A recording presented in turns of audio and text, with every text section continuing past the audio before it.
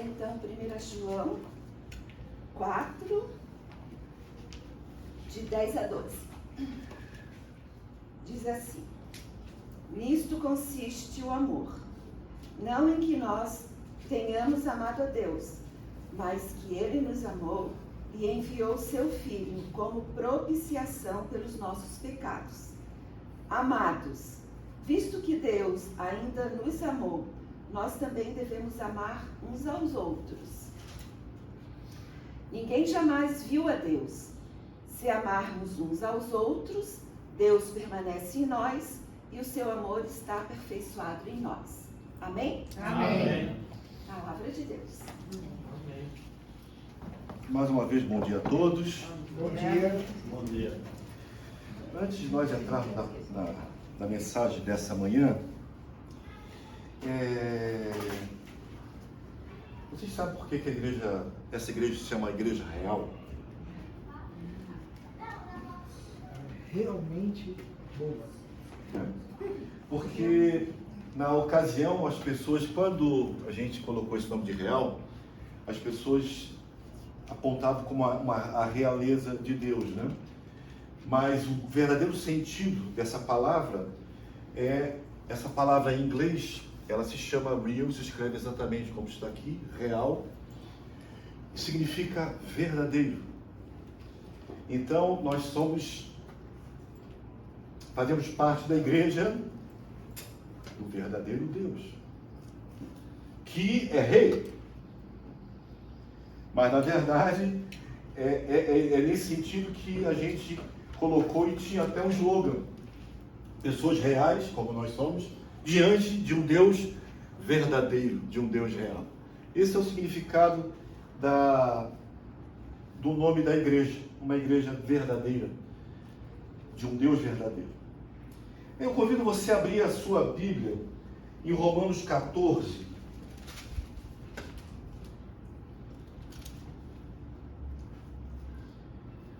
Aonde nós estamos estudando, ou seja, estamos entendendo o que Paulo quis falar sobre esse assunto. Semana passada nós vimos que a igreja de Roma estava passando por uma grande dificuldade. De um lado, judeus convertidos. Do outro lado, gentios também convertidos. Então, Paulo divide esses dois grupos entre os fortes e os fracos, sendo que os fortes eram aqueles que não tinham como regra a lei. Porque os judeus, apesar de serem convertidos, eles ainda observavam a lei. O que comiam, as datas que os judeus mantinham, eles também faziam isso. Então, na verdade, Paulo não está dizendo que um grupo tinha mais ou menos fé do que o outro. E ele também não está querendo enfatizar de que um grupo esteja certo e o outro grupo esteja errado. E ele identifica esses dois grupos como de crentes com relação à fé e à consciência deles. Não está dizendo que o judeu convertido estava errado porque guardava a lei e o gentil o gentil convertido não observava isso. Ele estava dizendo que os judeus ainda não tinham o entendimento de que a graça de Cristo era suficiente para que eles fossem salvos. É algo interessante que nós temos que entender de uma vez por todas. Quem salva é Cristo.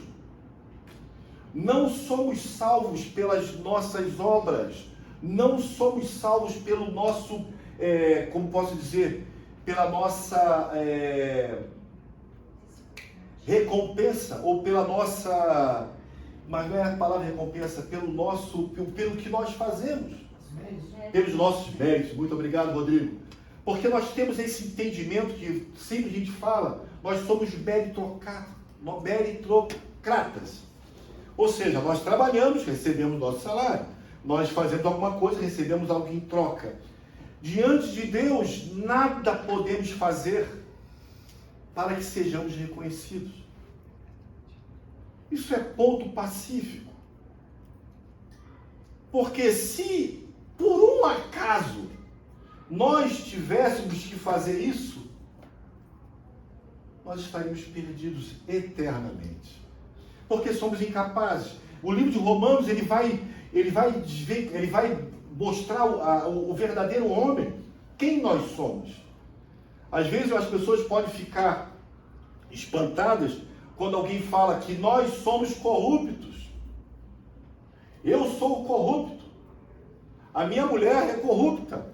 Não estou dizendo que ela seja mais, mas nós somos comprometidos com as nossas vontades, com as nossas vaidades, com as nossas, enfim, com as nossas vidas.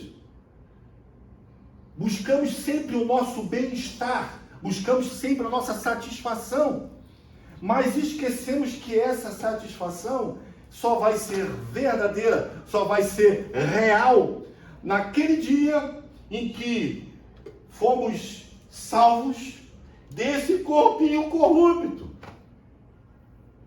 Então Paulo, ele começa a falar que, independente do que estamos vivendo agora, nós precisamos viver amorosamente e não sermos pedra de tropeço para quem está chegando. Então Paulo, ele vai falar, primeiramente no versículo 2, ele diz o seguinte: um crê que pode comer tudo, já o outro, cuja fé é fraca, come apenas alimentos vegetais. Depois ele vai falar de dias, no versículo 5. Há quem considere um dia mais sagrado do que o outro, há quem considere iguais todos os dias. Mas aonde isso está tendo dificuldade? Aonde que isso estava impedindo que houvesse uma comunhão? Algo que me lembra bastante é aquela passagem que Jesus, ele vai até aquele tanque aonde vem uma samaritana. Um poço. Veio um poço aonde veio uma samaritana. Por que que ele que foi, não os discípulos? Porque jamais iriam. Jamais aqueles discípulos judeus falariam com uma samaritana. Tanto que quando ela chega naquele poço, ela questiona Jesus. Você falando com uma samaritana? E ali ela coloca em dúvida, ela coloca inclusive, ela chega a questionar. Os judeus falam que a adoração é lá, nós falamos que é aqui. E Jesus fala algo maravilhoso, que o Senhor está buscando aqueles que o adorem em espírito e em verdade. Então nós começamos a colocar essa ideia que que o altar é santo, que o templo é a casa de Deus. Começamos a colocar esses empecilhos aonde as pessoas chegam com essas ideias humanas. Como eu falei para vocês, uma certa vez fui numa igreja onde tinha um altar santo, aonde não poderíamos pisar de sapato. Mas a troco de quê? A troco de que verdade ele baseou essa ideia? Queria, de repente, transportar algo que aconteceu para a sua igreja. Mas não é isso que Paulo, ele está falando exatamente que nós devemos olhar e entender que a salvação não vai ser por esse caminho. A única salvação está em Cristo.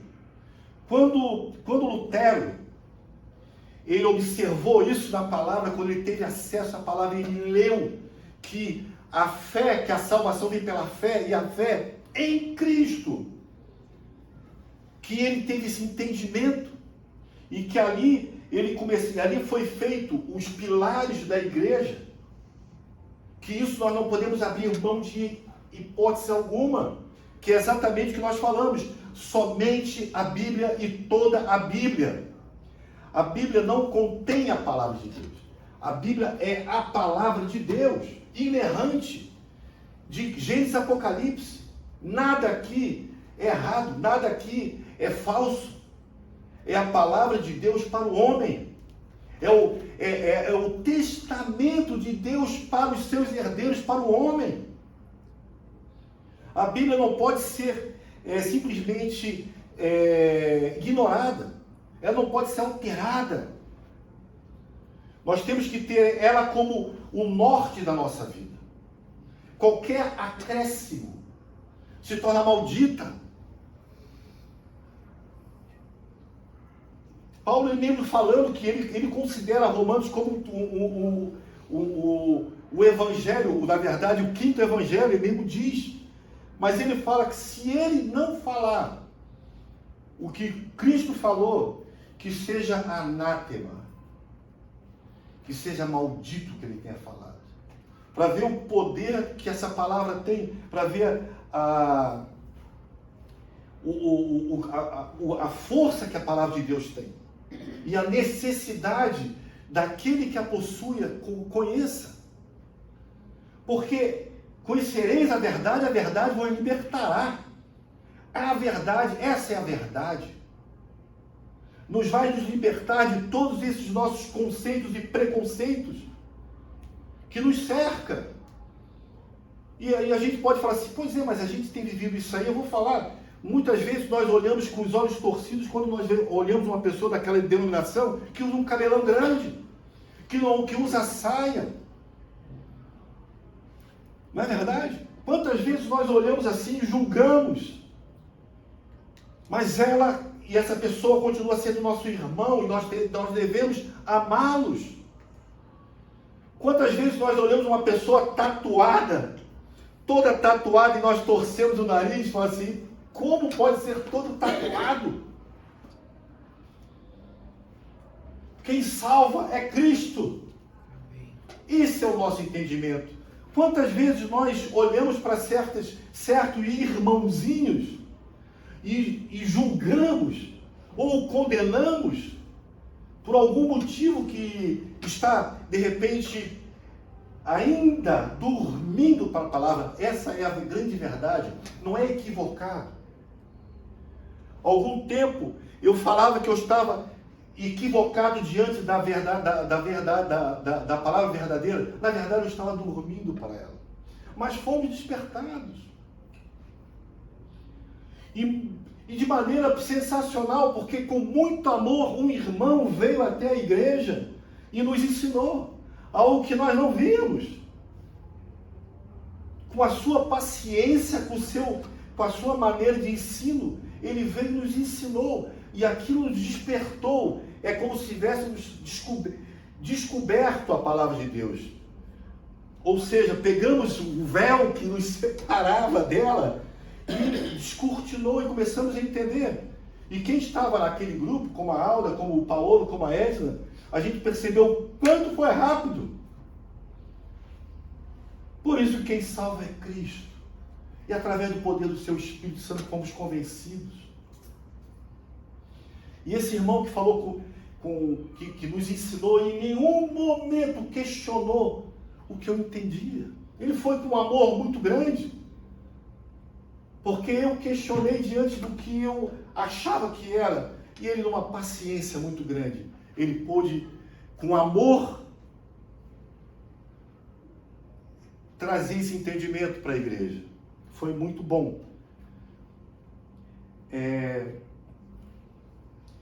Então, coloquei aqui, também temos que entender, além das 5 solas que não está nesse slide, está no outro, que existem pontos que são inegociáveis, como que a salvação somente através da fé em Cristo Jesus.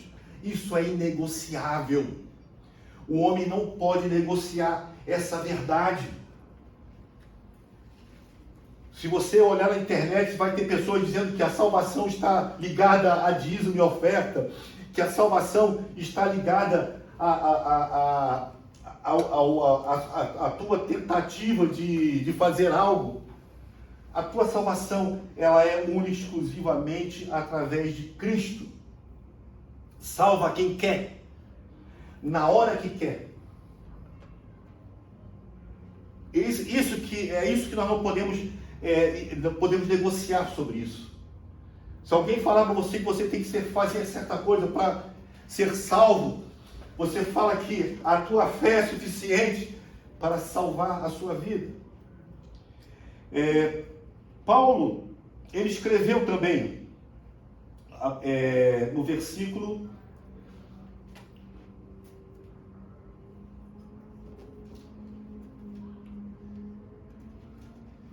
Deixa eu ver onde é que está aqui no versículo que eu botei assim, ó. Eu não apontei o versículo aqui, mas diz o seguinte: mas agora se manifestou uma justiça que provém de Deus, independente da lei, do qual testemunham a lei e os profetas. Justiça de Deus mediante a fé.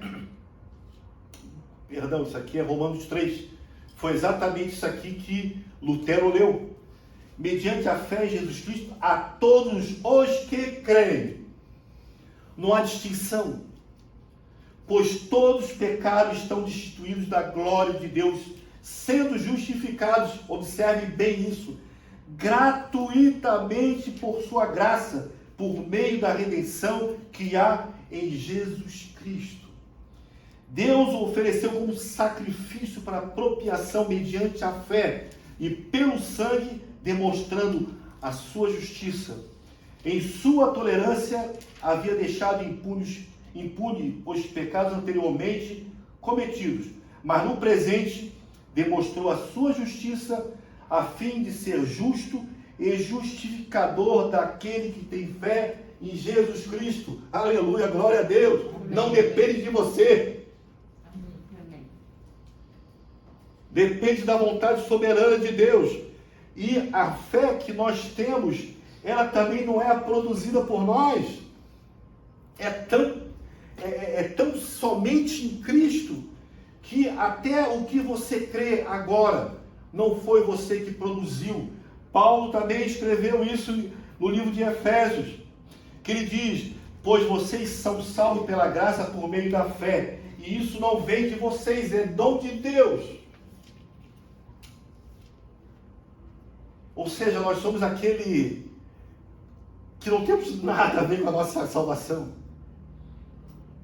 Não podemos nem tentar querer discutir sobre essa grande verdade, mas muitas vezes nós nos vestimos com uma capa de verdade, aonde achamos que estamos no caminho certo, porque observamos algumas coisas. Às vezes nós somos que nem fariseu, eu escrevi aqui. Ou seja, conhecemos a letra, mas desprezamos o fraco.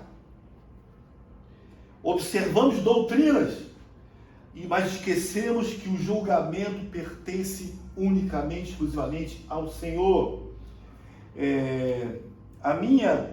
Não é a nossa igreja real, não é a nossa denominação que vai impedir a minha salvação. Como bem falou aqui outro dia o Ramon, pessoas são salvas em vários lugares. O Senhor levanta pessoas em várias igrejas. As pessoas são despertas em várias igrejas. Existem igrejas que estão abertas o dia inteiro. Nós abrimos uma vez por semana. Tem igrejas que estão abertas o dia inteiro. E quem opera não é um pastor que está falando algo errado, mas é o Espírito Santo que produz fé. Deus salva quem Ele quer, na hora que Ele quer, no momento que Ele quer, aonde Ele estiver. Aonde Ele estiver.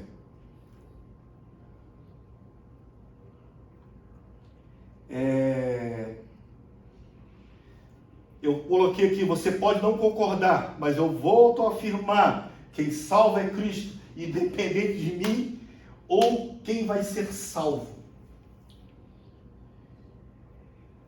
Depois ele vai continuar no versículo 6 até o 13, que ele vai falar o seguinte: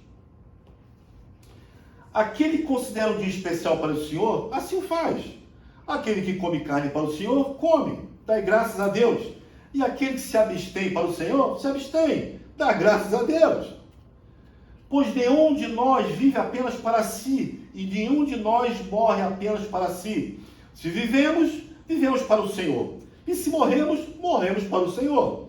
Assim, quer vivamos, quer morramos, pertencemos ao Senhor. Por esta razão, Cristo morreu e voltou a viver para que o Senhor dos vivos e dos mortos, para o Senhor, voltou a viver para ser Senhor dos vivos e dos mortos. Portanto, você, por que julga teu irmão? E por que despreza teu irmão? Pois todos comparecerão diante, porque todos compareceremos diante do tribunal de Deus. Porque está escrito: por mim mesmo jurei, diz o Senhor, diante de mim todo joelho se dobrará e toda língua confessará que eu sou Deus. Assim, cada um de nós prestará contas de si mesmo a Deus. Portanto, deixemos de julgar uns aos outros e, em vez disso, façamos o propósito de não pôr uma pedra de tropeço ou obstáculo no caminho do seu irmão. Eu, particularmente, sou calvinista. Eu acredito que, uma vez salvo, eu não vou perder minha salvação. O Senhor, Ele nos escolheu, como a palavra diz, antes da fundação do mundo. Fomos eleitos, predestinados, antes que tudo existisse. Agora, eu confesso a vocês que o que me traz tranquilidade por considerar que Deus me escolheu antes da fundação do mundo é porque se a minha salvação dependesse de mim, eu teria perdido. Se a salvação do homem pertencesse ao homem, pela minha vontade, pelas minhas atitudes, não seria salvo. Eu me conheço. Eu sei quem eu sou. Então, graças a Deus, a minha salvação não pertence a esse homem, mas ao Todo-Poderoso, e que pela esperança em Cristo, eu e vocês sejamos salvos.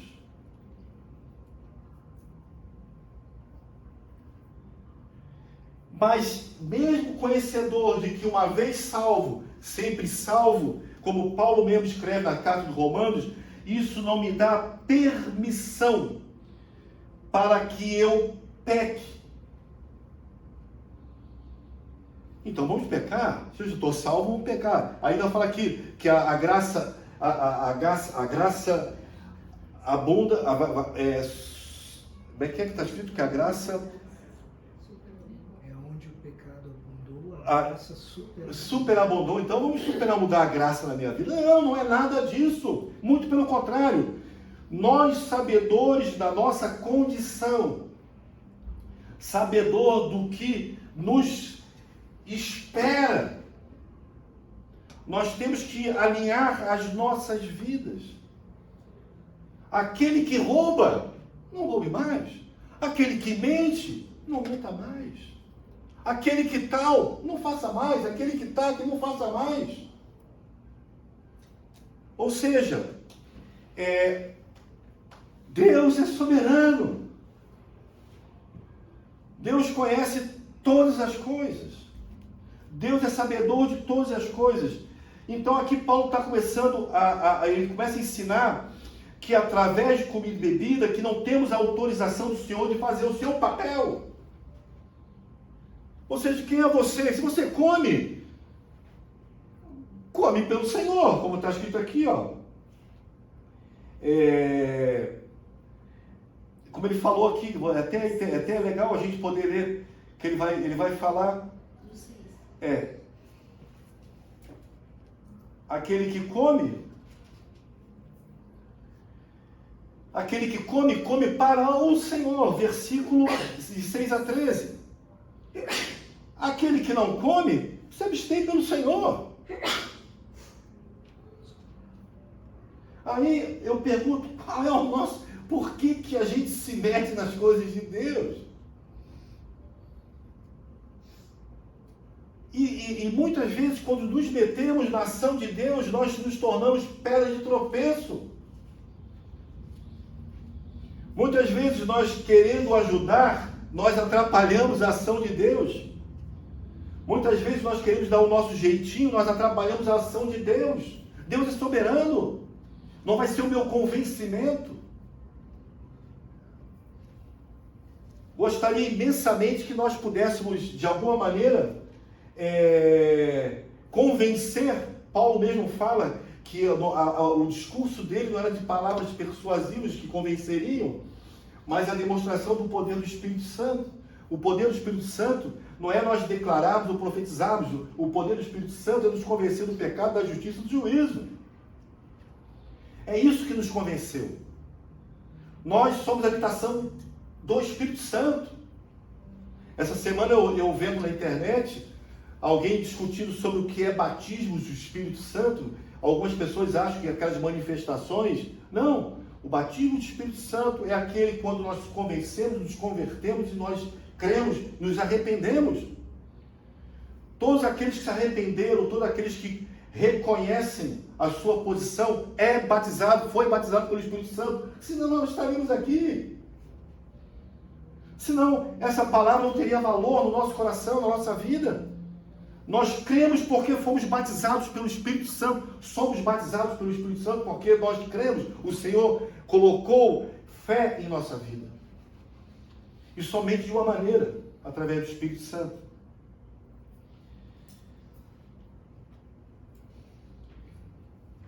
Usemos a nossa liberdade de entendimento para libertar o nosso próximo através do nosso amor. E não nos tornemos pedra de tropeço na vida de ninguém. Nós temos que ser reconhecidos por aqueles que amam as pessoas. Amai a Deus sobre todas as coisas e ama o teu próximo como a ti mesmo. Jesus pegou os 10 mandamentos e resumiu em 2. A primeira parte, como o nosso relacionamento com Deus, ame a Deus sobre todas as coisas da tua vida. E ama o teu próximo como você ama a você mesmo. Quem é o teu próximo? Não é a minha esposa, apesar de estar próximo. Meu próximo é qualquer pessoa. Ama o teu próximo. Porque, como eu falei para vocês, nós somos anunciadores, nós somos embaixadores de Cristo. Nós não estamos aqui para julgar, nós não estamos aqui para condenar, nós estamos aqui para que o homem seja reconciliado com Deus. Esse é o nosso papel. E muitas vezes nós temos que fazer isso, com certeza, com palavras, porque é a palavra que me convence, mas com ações e atitudes. Não adianta eu ser um mestre das Escrituras, saber de capa a capa, versículos de cor, decorados, mas ser uma pessoa vazia, ser uma pessoa sem esse entendimento desse amor.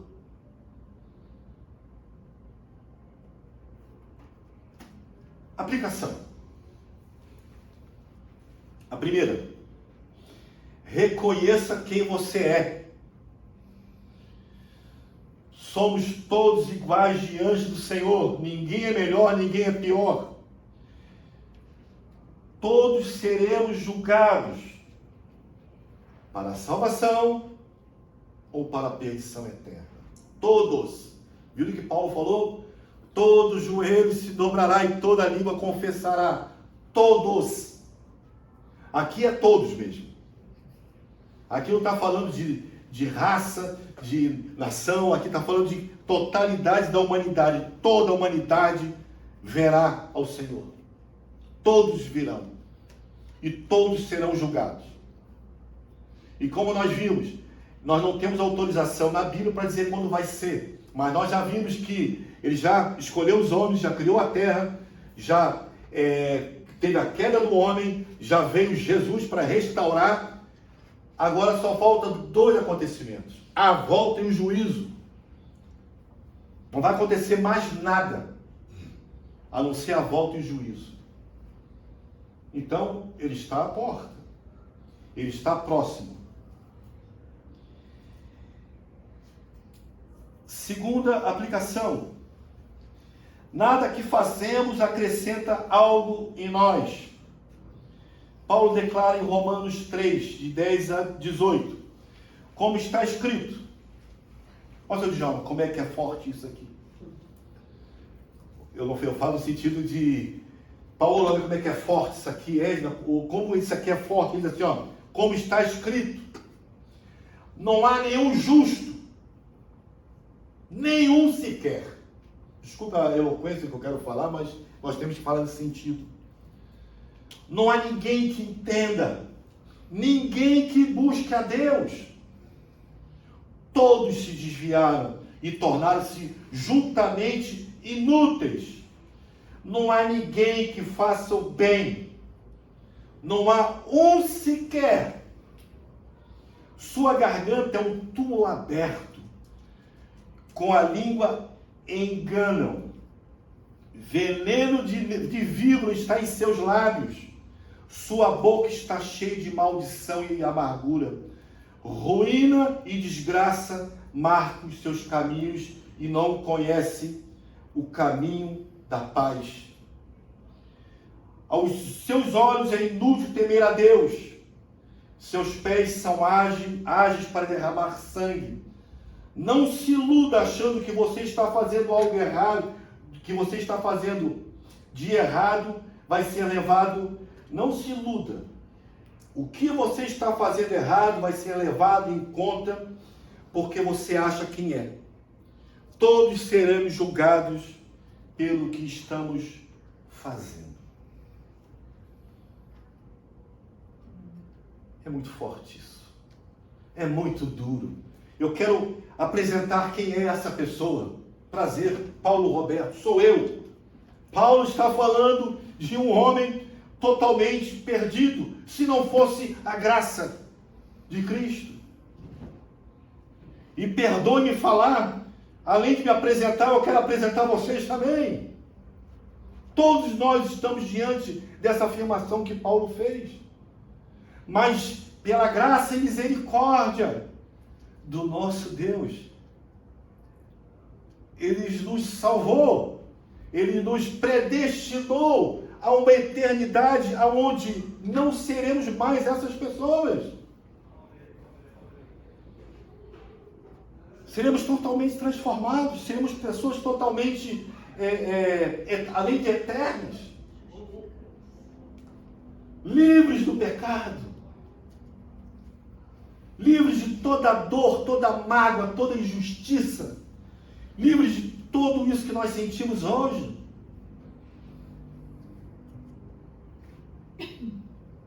Amados, que nós possamos ter uma vida entendendo quem nós somos. Não somos melhores do que ninguém. Não porque estamos aqui na igreja hoje, eu sou melhor do que o cara que está catando lixo ali. Ou o cara que está se drogando na rua. Ou a pessoa que está se prostituindo na rua. Eu não sou melhor do que ela. A misericórdia de Deus é para quem Ele quer. Ele que julga. Ele que salva.